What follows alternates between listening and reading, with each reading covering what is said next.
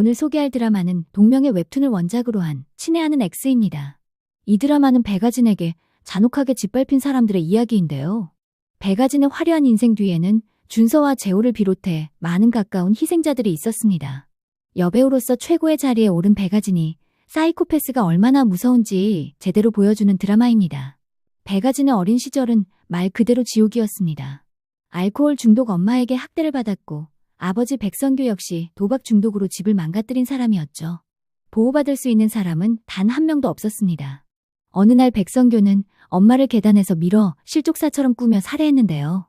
그 장면을 어린 아진이 그대로 목격했습니다. 하지만 더 소름 돋는 건 죽어가는 엄마를 보면서도 일말의 불쌍함도 느끼지 못했다는 점이었죠.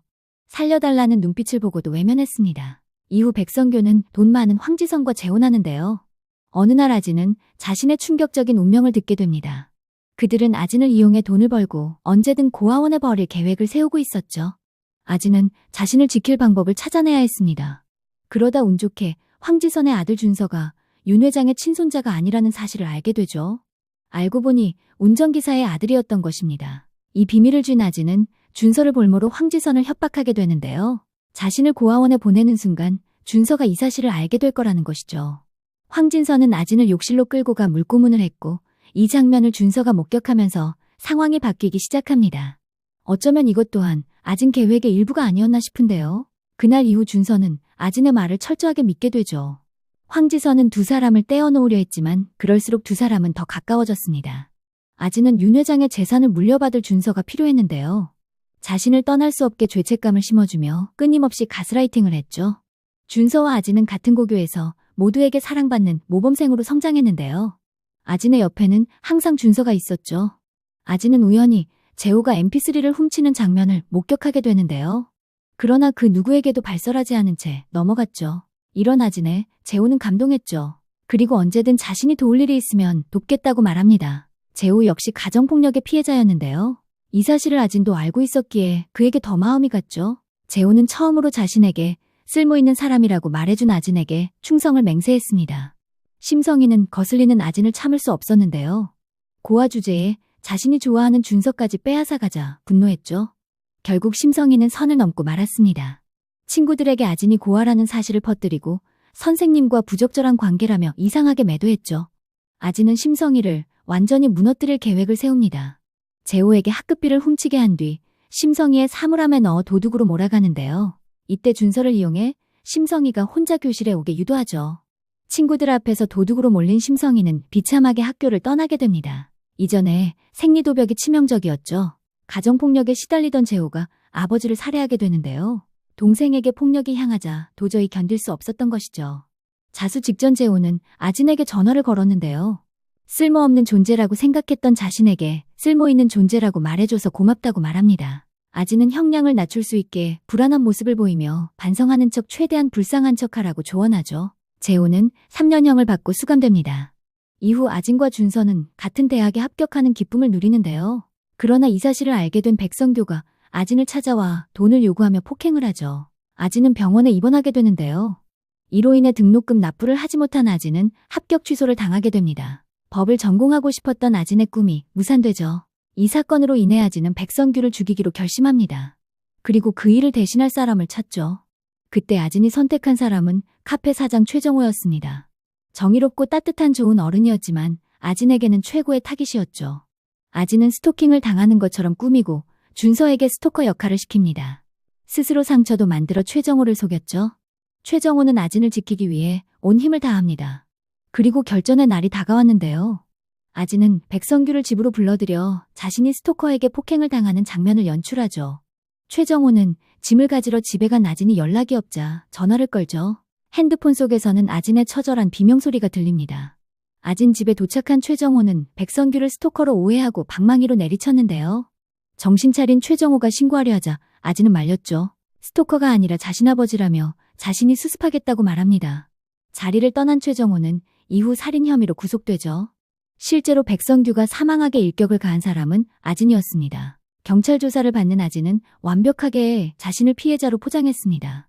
제대로 아진 덫에 걸린 최정호는 15년형을 받고 수감 생활을 시작합니다. 준서는 점점 악마가 되어가는 아진을 보며 괴로워했는데요. 자신이 봐도 최정호는 너무나 좋은 사람이었기 때문이죠. 아진은 아무도 건드리지 못하는 세상 가장 높은 곳으로 올라가길 원했습니다.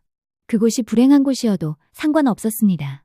살면서 단 한 번도 행복을 느낀 적 없었기 때문이죠. 그녀는 써미리에 의해 길거리 캐스팅으로 배우가 되었는데요. 여우주연상을 2번 받을 정도로 엄청난 인기를 얻습니다. 하지만 사페인 아진에게 감정 연기는 너무나 어려웠습니다. 연기력 논란이 끊이지 않았고 이미지를 바꾸기 위해 국민 배우 허인강에게 접근하는데요. 자신 할머니를 챙기는 모습을 본 허인강은 아진의 인성을 높이 평가하죠. 그렇게 두 사람은 연인이 됩니다. 그런데 그 무렵 박 감독이 소시오패스 여자가 등장하는 영화를 준비 중이었는데요. 아진이 주연으로 캐스팅됩니다.